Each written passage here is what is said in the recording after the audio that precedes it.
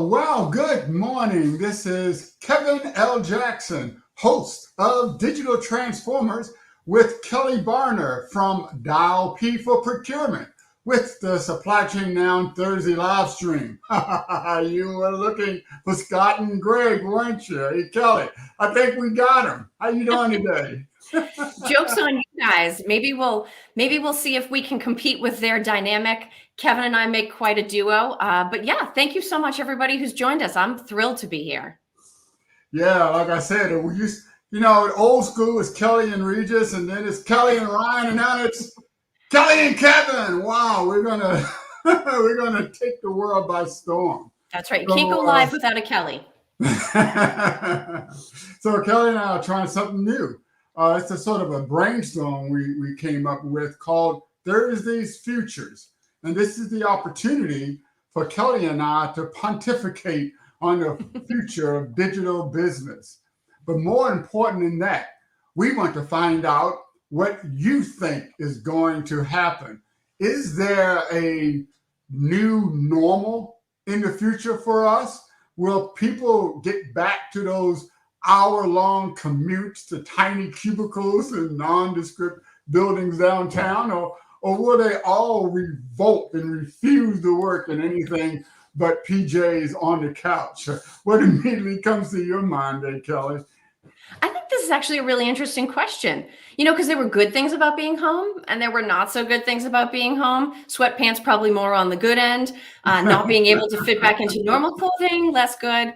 But I think what I've enjoyed in any of the conversations that I've had with people about this is, so why? Right? Because everybody has very different personal drivers for whether they want to go back, whether they want to stay home. Some people have made crazy life choices during this time. So regardless of what the future is from this Thursday going forward, I know it's going to be interesting. Yeah, I know one of the things I've really gotten into, this is a good thing, a habit of exercising at a particular time, because I don't, I'm not on the interstate trying to get home. That's right. But today's show, we're going to tackle the future of diversity in the tech industry with the director of Fun Black Tech, Joshua Miller. He's the CEO of C&I Studios. But before we get to that, I'd like to welcome some of our listeners. I'm looking at Kyle Garcia. He's apparently he's not joining us live, but he felt so compelled to tell Scott he wouldn't be here. Guess what? We fooled Kyle, didn't we? And good morning from Georgia. That's Sarita Sins. Thank you very much for joining us. And Peter Bolle, he is a regular. Hey, Peter, Scott's not here today, but thanks for joining us. I like to hear some. Wait a minute, Kevin. I got to throw a flag on this. It's not Peter Bolle. It's Peter Bolle all night and all day. Oh, right? The nicknames. We got to hit the nicknames. Scott will be mad at us if we don't. Got to get that right. Absolutely. So thanks. Looking forward to your comments also, Peter. So with that, I'd like to welcome Joshua to the show.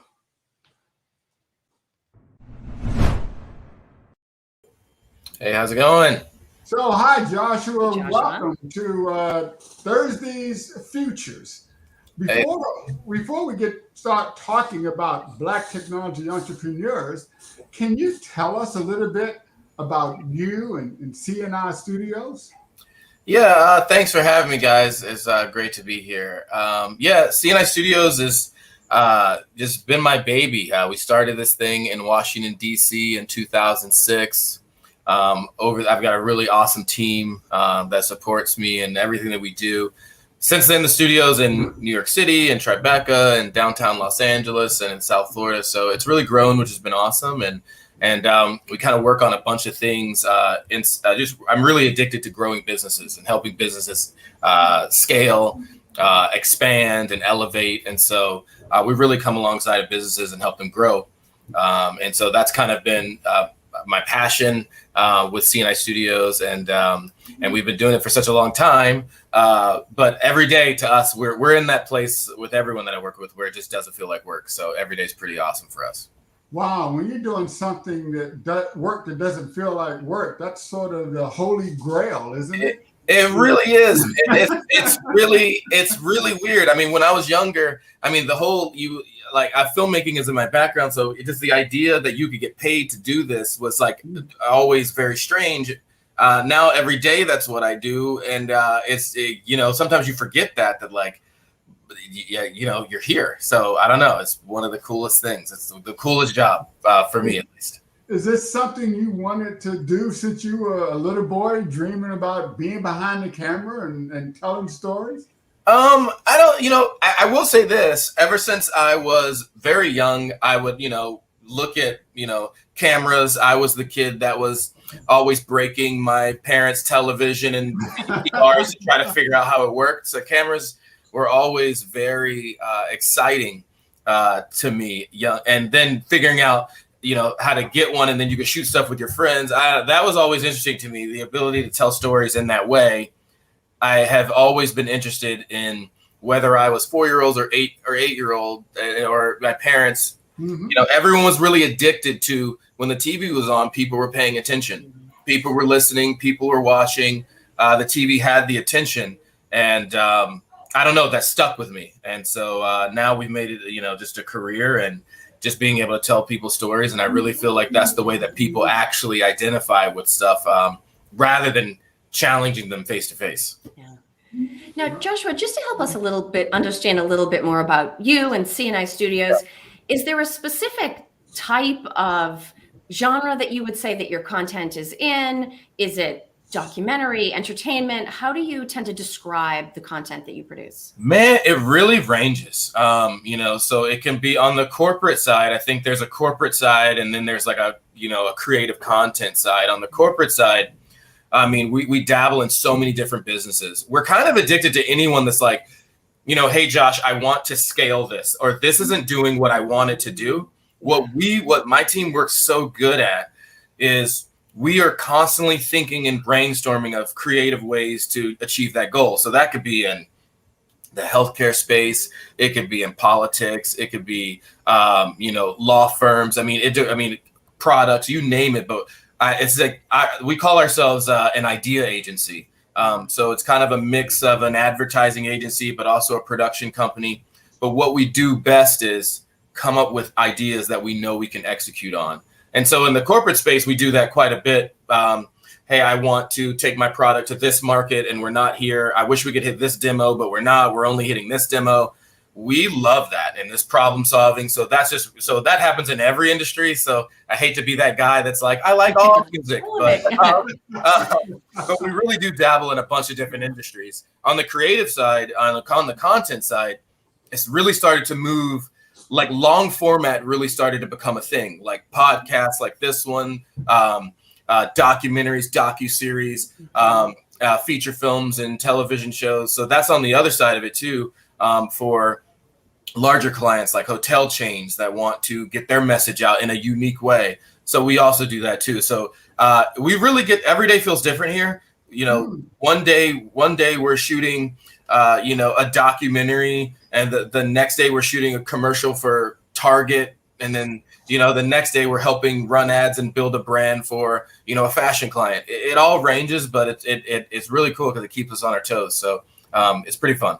You must have an amazing team, though, because when I think about a couple of the things that you mentioned, they're incredibly hard things to do. Creativity is exhausting, right? Yes. It's not natural. It's exhausting. Yes. And achieving scale is brutal. So your team must be absolutely incredible to handle all of that and enjoy it at the same time. Well, you have to have the right amount of crazy, right? So you have a little, a measuring cup. Oh, it's a certain amount. You can't go above.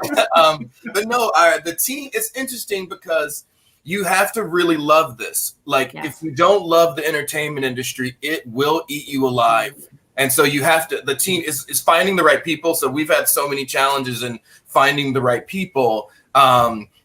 but yeah, I mean, the scale, the trying to be able to do it on such the scale, for us, it's global. We got back from a shoot that was in Europe during COVID, Wow. and so you have to be able to, we work with a team that, I mean, one of our core values is do the impossible, because all of our clients, all of them are, if you ask them when they want something, it's always yesterday, it's always tomorrow, or can you do it now? So we've had to really adapt and find people that are diverse, have different perspectives from us, but we all kind of share the same level of, our work ethic, and our commitment to quality. So, but I do agree with you. Creative, it's not easy work. It's not that we just sit back and we're like, oh, let the ideas come to me. No, if you really, we also don't call ourselves creatives here. We call ourselves professionals. Creatives need to be inspired to work. The professionals can work any time of day, any time of night. We don't need to have all the candles and the Muse. No, professionals can just go create, because we're professionals. Creatives need to be inspired. Inspiration certainly helps, but when you need something done really well, it's time to call a pro. I've never really heard it put that way, but it makes a lot of sense. And I tell you, Josh, I've been really scheming to have you on my show since I kind of met you in Miami. Yeah. 4 Days to Save the World set. I mean, I saw you working hard, but you were so busy, I never got a chance to actually talk to you. It was your wife, Amy, that told me about Fun Black Tech and really got me going. And really, I guess she inspired me. Maybe I'm not a professional, but how is she doing? I mean, she's doing great. Like all things, she is the megaphone to the studio, and just like that, I'm usually busy on some set somewhere, and Amy's always the person to say, "Hold on, you actually need to meet Josh, or Josh would love to talk." I would love to talk to so many people, we're always doing so much stuff. But no, Amy is literally the glue between, just like a lot of people on the team, but she's the glue for a bunch of different productions that we do. And our executive team, but they're so good at that kind of stuff. So she's doing great. She's been producing, I mean, so much stuff. Fun Black Tech that you mentioned, she's one of the producers on that, and flying us to all these different places, finding locations to fit them. That's everyone thinks it's fun to make this. It is brutal. There's so much hard work. I tell people on social media, the studio looks so fun and it looks inspirational and it looks like we have a blast, and that's true. But what's not on social media is the gut-wrenching stress and the amount of work, the 2 a.m., 3 a.m., just working and just to hit a goal. That's not on there. And so, like I said, you got to really love it. But no, she does a great job, and I'm so thankful that she met you. And No, me too. There were so many people there, but she was like, "You gotta meet Josh. You gotta meet Kevin." And I was like, "Okay." And it's like the next day, I was like, "Did you meet him?" I'm like, "No." So I'm great. I'm going to send her another gift. Thank you. But last week, I tell you, you were working hard there down in Miami. You didn't need that sun to be sweating, because I saw you running up here and running back there.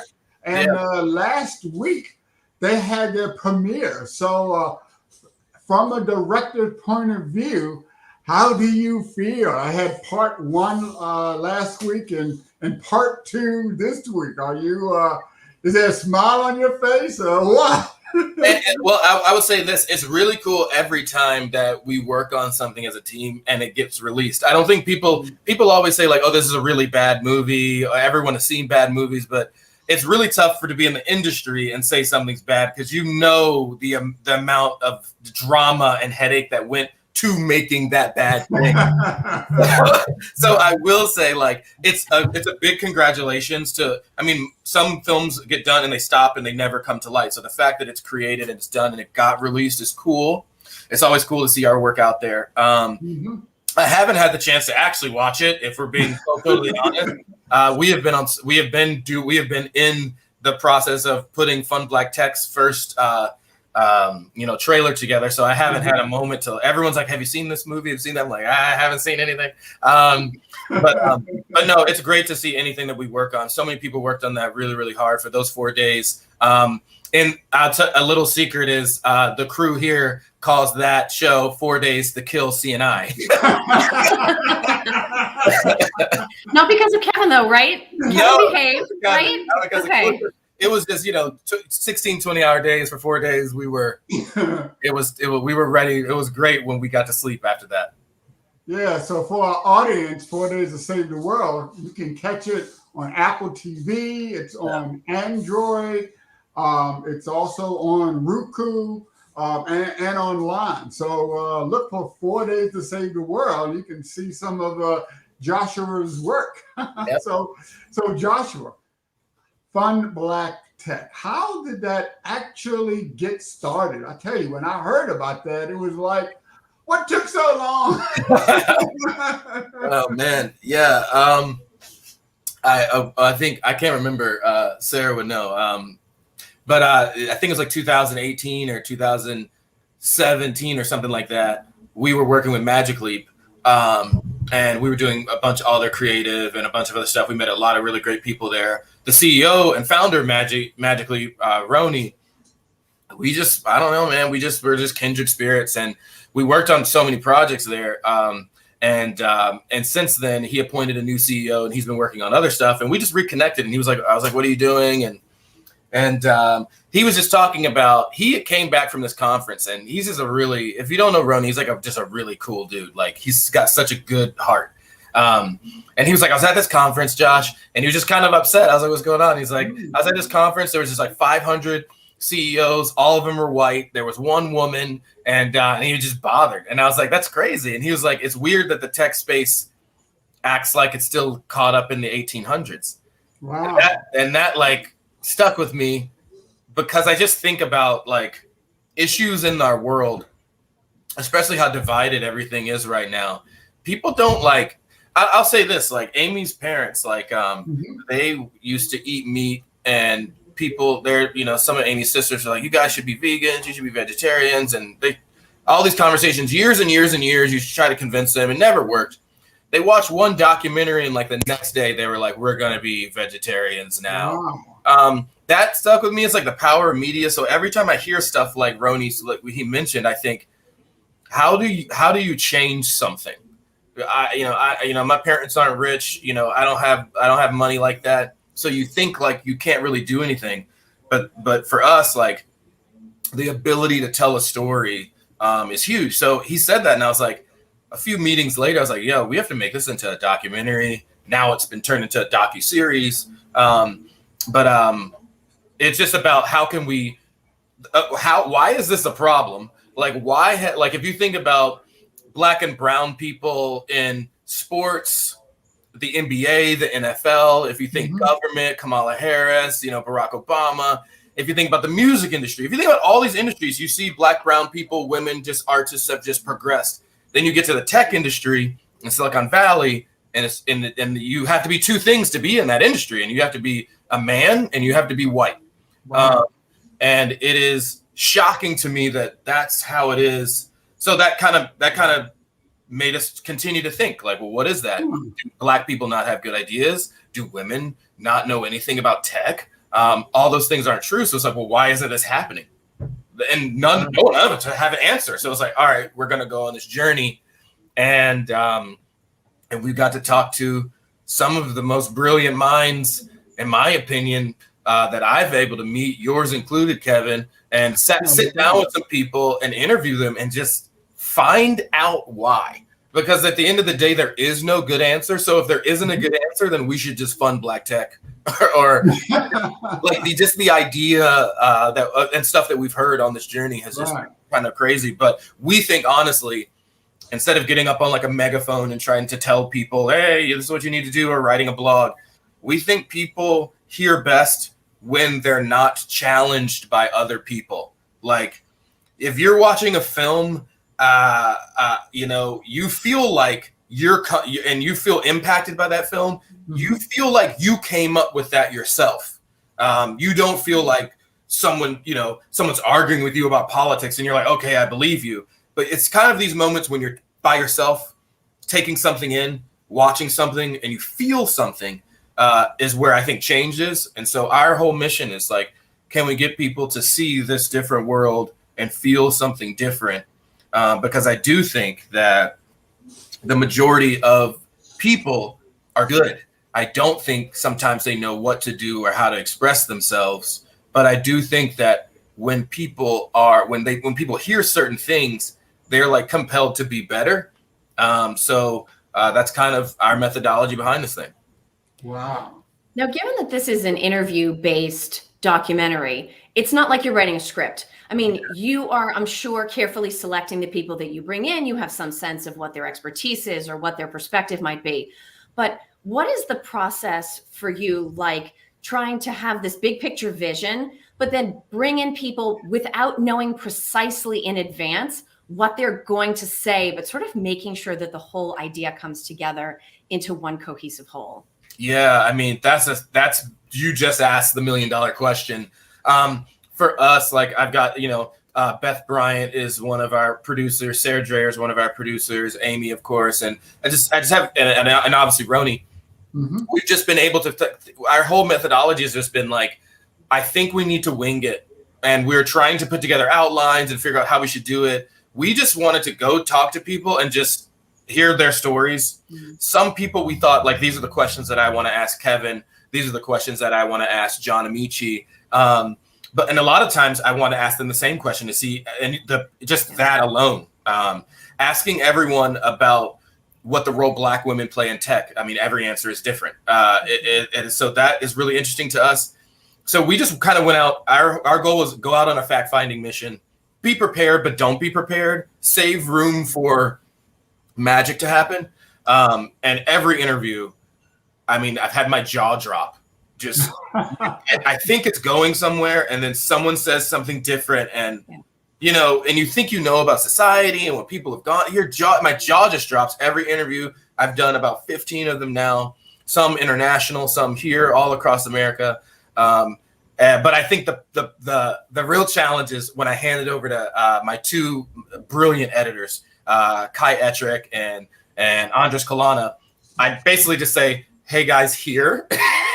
This is like mounds of data that we have collected, and they start to sift through and find these moments. And once we start doing that, that's when we really start building the shows. And I think it's more about what do we need to collect, but I think the magic is in the editing process that's when we start to connect it up. So for me, I get to have a lot of fun when I get to interview people and ask questions and just kind of get to know them.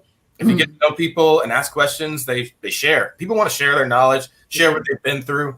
And then we have the hard work when we come in and stare at editing screens for hours and hours.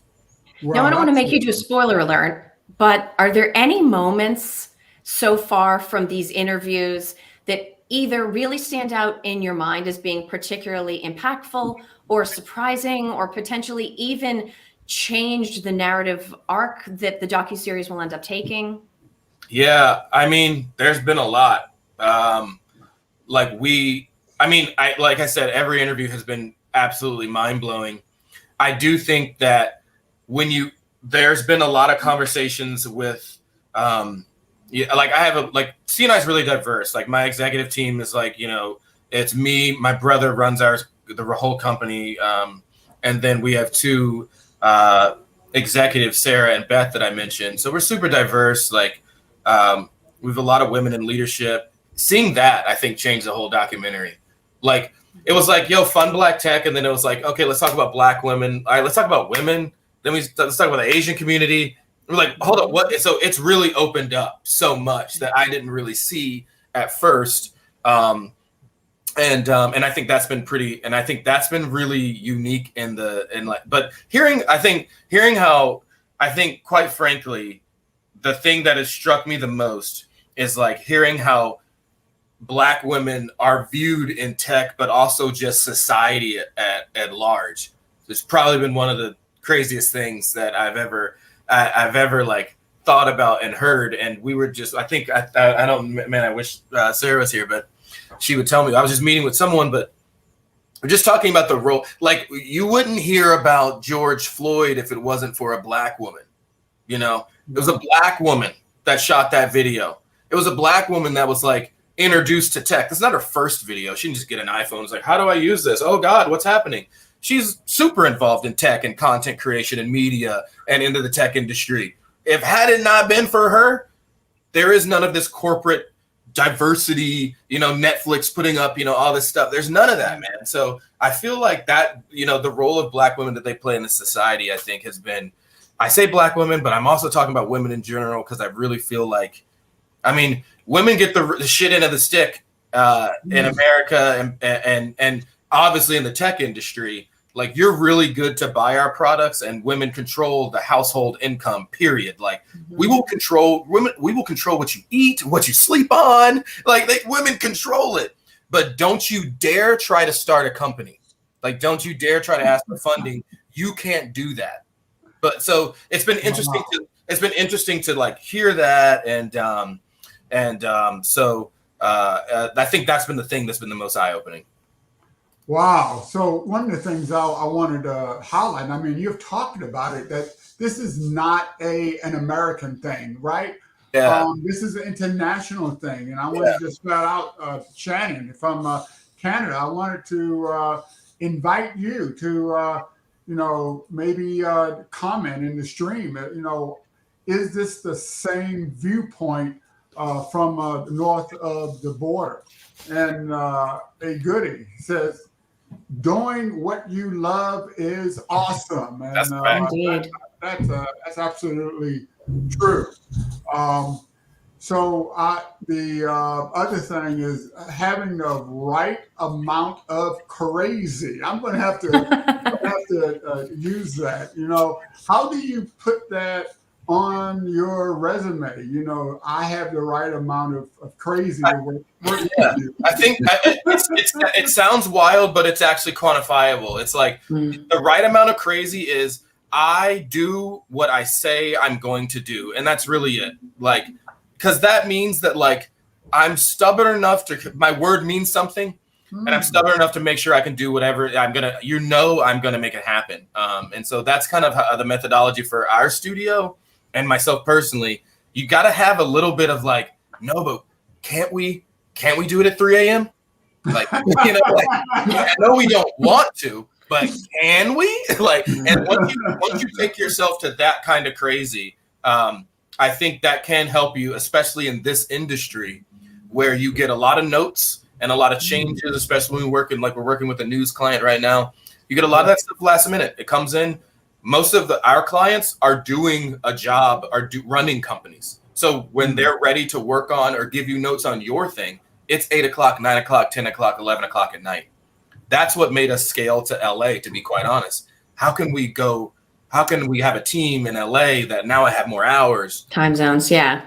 And so that's been helpful. There's actually only like 4 hours out of the day where C&I can't operate, in between the hours of 2 and 6. That's it. But any other time, like, we're in full swing. So, but yeah, that's been a huge help for us. But I don't know. You have to. I don't know. You just got to keep yourself fresh and surround yourself with some really great people. But I think the biggest thing for us is having a team that feels the same goals as you. That's been hard, and it's been hard through the pandemic. It's been hard through some of the political woes. We've lost some people, gained some great people. But yeah, you got to have a team that sees the same thing. That's kind of crucial, and that makes you a little crazy. So it's about having that kindred spirit on the team. Yeah, because that's the stuff because you're fighting for each other. You fight for each other. There's a deadline, of course. There's a client, but you're really fighting for each other, and and keeping your word and your art. And so the kindred spirit's a big deal. So Kelly, yesterday you had a really interesting question to ask Joshua. I do. So Joshua, I'm from the procurement space. I've worked in the space for almost 20 years. I can tell you from my very earliest days as a practitioner, supplier diversity is not new, but in 2020, because of George Floyd and Black Lives Matter and all of the movement and the exposure and the attention that was drawn, we sort of ratcheted to the next level of urgency around these programs. Yeah. Now, you might think on the surface, that's just flat out good news. But I've been around, and I guess my concern is for companies that actually want to make a difference, around the diversity of the people that work and are supported by their supply base, how can they make sure that what they're doing goes beyond, first of all, just patting themselves on the back? And second of all, saying, oh, for this month, I'm going to change my corporate logo to black. And then for this month, I'm going to make it a rainbow. And doesn't that make me so fabulous? Listen. Oh, that's good. Right? How many jobs did you create? How many real hard conversations did you have? Yeah. You know, either from the interviews from the Fun Black Tech documentary or from your own personal experience. Yeah.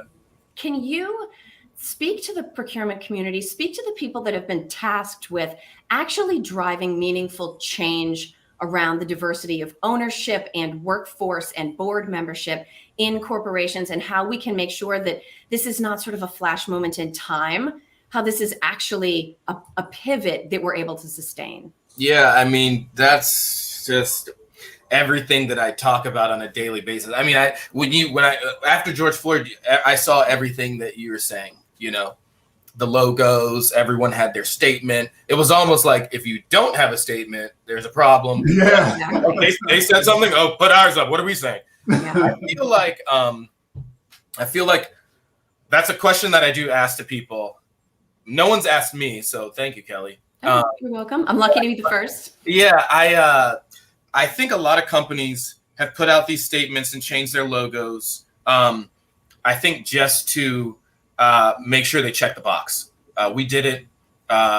Make sure we have the whatever number is okay of minority staff members or what. I think a lot of people do stuff just to check the box. Yeah. But I do think some companies on the other side are like really sitting back and saying, this is not cool. That self-reflection, I think, is a big deal. Here's what I think, though, about that first group of companies. It's like people can see through that lip service. We can see through it. And I think employees of a company can feel it, too. So I think the data really matters. You can't say women matter if not a lot of women work there. No women are in executive level positions. Can't really figure out the last time a woman was promoted. You could say that out front, but I think the data really matters. I also think that companies are really missing a big key. It's like people obviously need money to operate, but that's not why they operate. And so you will have employees of some of these larger conglomerates. People want to be attached to something. People want to be a part of something. So I think there's a real missed opportunity to say, for these larger companies to say, hey, I think Black people matter, gay people matter, women matter, but we're not going to stop there. This is what we're going to do about it. I think if you did that, you would have this outpouring of support, love, and commitment from your staff that you haven't seen before. But I think the biggest thing is, if you're really doing it, like Ben and Jerry's, they're always out front first. Like you could tell it's like who they are. It's a part of their company. They're not just doing it for anybody else. And so I think like if you're doing that, you inherently, if we are more diverse, really diverse, if we're really looking out after people and different perspectives and backgrounds, your company will make more money. Period. And I think if executives and board members really thought that, they see it as a hindrance. They see it as, I don't know, we're gonna lose something.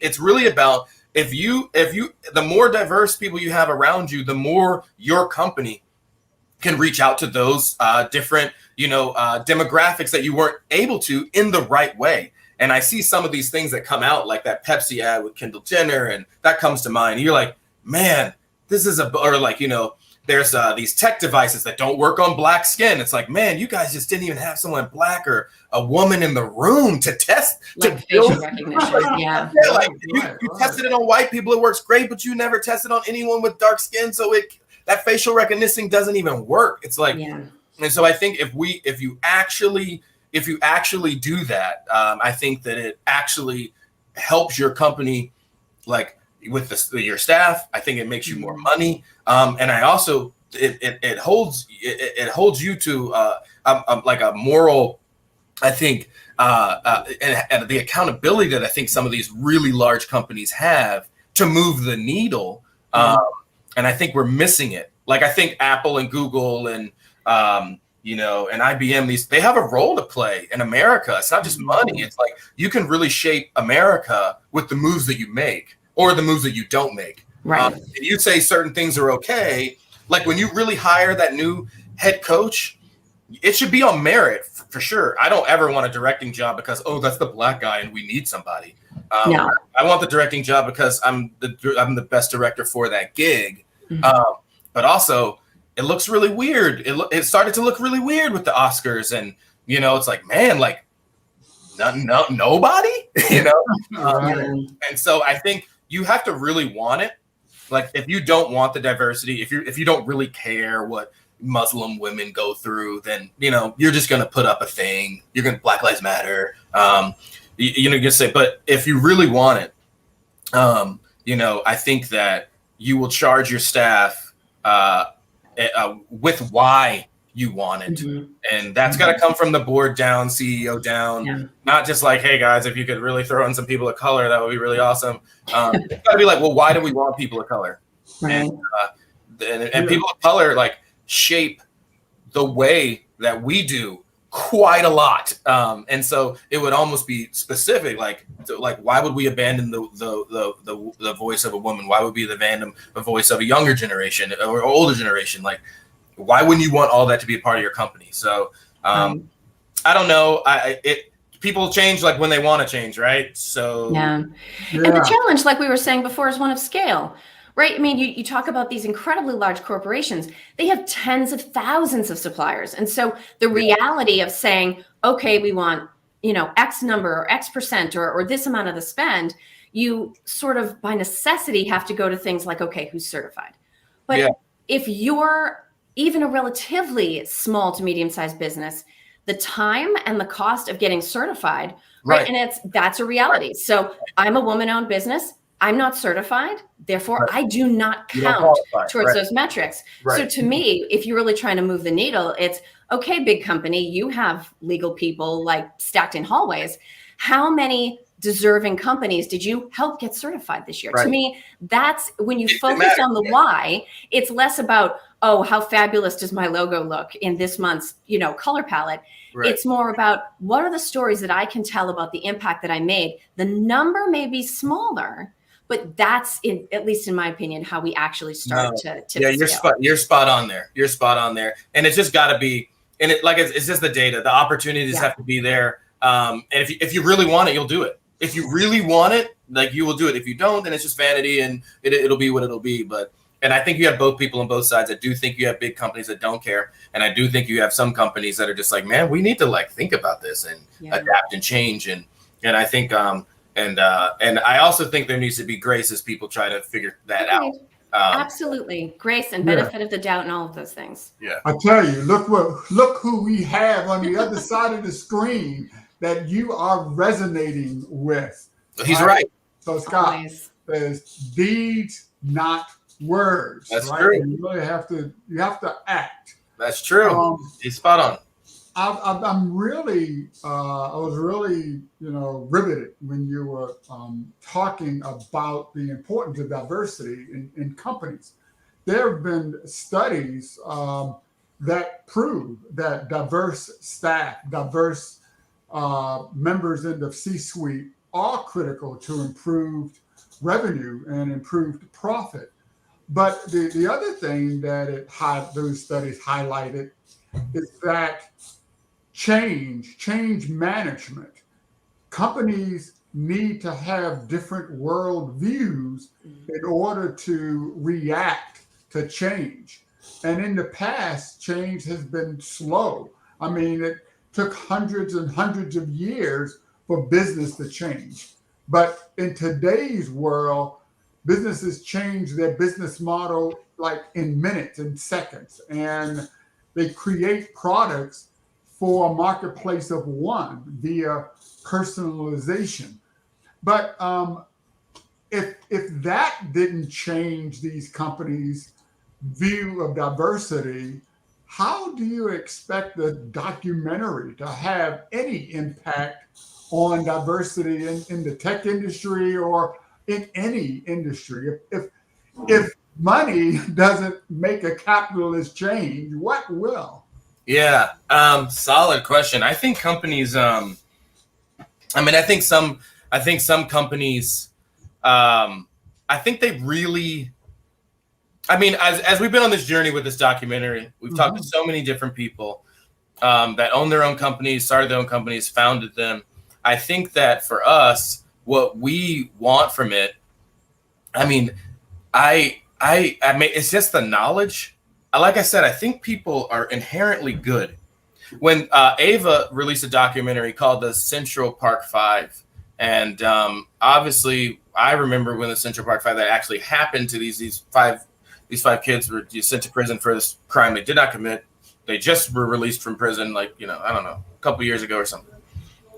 Ava released that documentary, and I had so many people come up to me and just say, "Oh man, I saw that. I didn't even know this happened. Like, that's crazy." And it was kind of like, at first it was like upsetting because it was like, "How did you not know this happened?" But I think the beautiful thing that documentary did is some people just actually don't know because it's not their world, and that's what I really agree with you. It was one of my favorite things that you said when we interviewed you is talking about worldviews. People only know what they know, and it's a little hard for them to see something different. So the beautiful thing that came out of Ava's documentary is people knew that this happened. Like there was a world of people that, not that they didn't agree with it, they just actually didn't know it happened. So there are people in the tech industry. There's people that talk to me, and I'm sure talk to you, Kevin, and probably you, Kelly, and say, "Oh, like some, the other day people say, hey, Josh, has anyone ever been racist to you? Kelly, is it hard to be a woman in the workplace?" It's like, are you drunk? Like, absolutely. Everyone has a story. Yeah, but yeah. People think that it doesn't hit them. Like, COVID's not real until it hits you personally and you have suffered a loss, and then it becomes much more real for you. But I think like companies there's a responsibility that I think companies can play in having people change. You got a lot of people in the Midwest. You have a lot of people that they Black people aren't everywhere, haven't seen a gay person ever. So their world is shaped around what they see. So you go put an Amazon headquarters in Idaho, you put an Apple headquarters, and you start to see those places get very diverse, which impacts those communities' worldview. And I think that's how you really start to shape communities and have people see something differently. But until people are exposed to, I guess I'll use my life as an example. I was born in Alabama. I don't tell people that. I tell people I was raised in DC. Alabama just has a connotation of all the things you think Alabama is. It is. Yes. But I didn't see or know white people until I moved to my dad, thank God, saved our lives, moved us to Washington, D.C., education. He's just one of the coolest dudes I know. But that's when I was in 5th grade. So I'm 10. I didn't really know white people until I was 10 years old. So my idea of white people were that you were just the enemy. Like, that's all that I saw. That's all I was around. Like, I grew up in Birmingham and Montgomery, and the bad parts, not the good parts. So my idea and what I saw was not positive ever. And so when I came to DC, I remember being in school and be like, "Oh, these people are nice. Like, Mom, they're like very nice. This boy, he's like one of my good friends." And but it took that environment shift. And I think it reverses the other way too, that you have to really step out of yourselves. But companies have worked really hard to get to this place. If you think about Apple and all these large companies and IBM, they've worked to a place where it's like, we've got it. We made it. It's working. Why would we change anything? Like, we work so hard. So why would we change our board members? Why would we change our seats? It's working. Changes can be very, very scary for people, especially to people who have made it. But I think that there's so much more opportunity that is outside of money, because I don't think it's money for some of these people. Our hope for the documentary is that people know that this is an issue. That is something that I feel like we should be embarrassed by as a country, and it's something that we need to change, and we can change it. Like, it is something that you can see and go, man, I don't think maybe we shouldn't be wrongfully imprisoning people that didn't do a crime. This is an opportunity for us to obviously do better here. Same thing in tech. Tech should be realizing we're missing out on all these ideas. That means we're missing out on money. And then also we're missing out on making what our country should be for our kids and what we think it can be. Like, we're behind in so many different areas because we're not elevated. I mean, if you close your eyes, like, and think about like someone in Silicon Valley or an engineer, we all think of the same white dude with the pencils, like. And so I think like we need to change the narrative of what we think a woman is and what she can do and what a black guy can do. Like, once we start changing that and shaping people's worldviews to say, no, it can be this, I think that will really change things. But it's got to come from it's tough because it's got to come from a standpoint of you have to care. And I think a lot of people think that's really not my problem, man. Someone else can go do that. And I think that mentality is what keeps us into where we are. I think we've seen that public pressure does work. I think whether or not you are authentic in your message that Black Lives Matter, like the people that put that out, it is pretty astonishing that the NFL still said that. It's pretty astonishing that that message still went out. So I see it as some of these companies, I see it as a disingenuous step. But still, I see it as like, okay, the fact that you did that was a big deal. Maybe we can get you to actually care about it next time. I don't know, but I see some of those things as a step in the right direction. So if people walk away from this documentary feeling like, wow, okay, I'm a VC, like I maybe we should think differently. And maybe you don't say that conversation to anybody else. But maybe the next time a Black woman walks into your office talking about an idea, maybe you listen a little bit longer. And that's, I guess, our goal. Obviously, we want people and these ideas to get funded, but I think listening and really hearing the heart of an issue, I think, is what we want the most. Well, and Joshua, we take our roles here at Supply Chain now very seriously, right? Just like you take your role very seriously. And so, even in preparation for meeting with you today, I did my research. I watched some other interviews with you. And one of the points that I love that I think probably gets glossed over is you spoke about listening to understand. Yeah. Right? It's sort of like the difference between listening and hearing. It's not even in the same ballpark, yeah. Right? It's completely different things. I hear that sound that you're making right now, but it's sort of like floating past me somewhere. Right. It's not changing my day. If I hear you, that's a step better.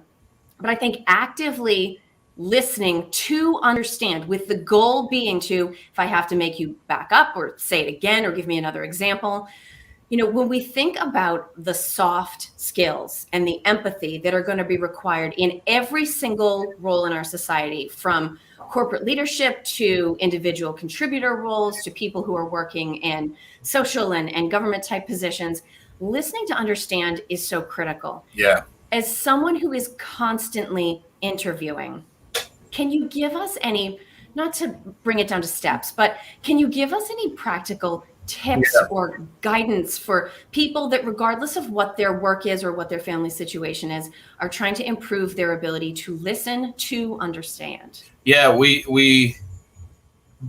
man, fabulous question. We got to stop responding. I think that's the thing. People listen just to see, like, oh, you're talking about that. Well, I'm going to respond with this. I got this. Capital letters. All emojis. I think we listen so we can have a response. Well, you said that. Well, we're going to respond. I think people just need to, someone says something, especially that's difficult. Yeah. Man, you got to reward them for that. Like, I think we gloss over, like, I said something challenging to you. You think I'm a jerk because I said that. It's like, man, I don't want to say that. It was really hard for me to even say. So it's like realizing that, someone just came and in this day and age, like when we, like, I don't know, we call our generation like the last generation that played outside. Without helmets on. Yeah. But I mean, we like this generation is just like, they do so much of this that they think any type of confrontation is negative. Mm-hmm. They just view, like, if I'm talking to you this way, it's hard. But I think we need to have more of those interactions. but really it's just stop listening to respond. Like when someone tells you something that's difficult, just sit back and think about like, yo, like, what are they saying? I try to repeat that stuff in my head a little bit. Yeah. And then I try to let them know, like, I hear what you're saying, but not saying I hear what you're saying. I try to say it back to them. Yeah. And I said, so what you're really saying is like, you feel like da da da da da da da. And they're like, yeah. So that makes you feel blah blah blah blah blah. And I think that the people operate. We're creatures. We're like organisms. Like we're not like rigid. We want community. We want to be understood and felt. There's feelings. I don't feel good about this person, so feelings really matter. That's why filmmaking is so impactful for me. We're trying to produce a feeling, not like a result. And trying to get that emotion out of the audience. And and I tell you, you must be challenging our audience. You're getting the emotion. We have a LinkedIn user. We didn't get a name on this one. Here. So I mean, you must be actually driving these responses. You're challenging their thought. We have Mohammed from saying, thank you very much, sir. So you are definitely getting thanked, right? People are appreciating what you're saying. So I appreciate that. I mean, I really feel like people just need to focus. Just put your phone down, make eye contact, make a moment. And I think you listen to people that people have feelings and they're trying to communicate them. And that in this day and age, that could be very difficult. And so I think if you really listen to understand, you will in this country so divided, but man, there's actually so much that we probably agree on if we just weren't on social media, on Facebook arguing about it. If I'm a parent and you're a parent, we both want our kids to be safe. We're going to agree on so much stuff like that. But I think the platforms make us so divided.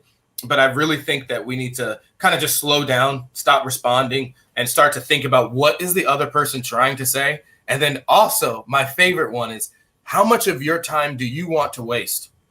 Because if you just keep responding back and forth, get ready to waste all of your time. Yeah.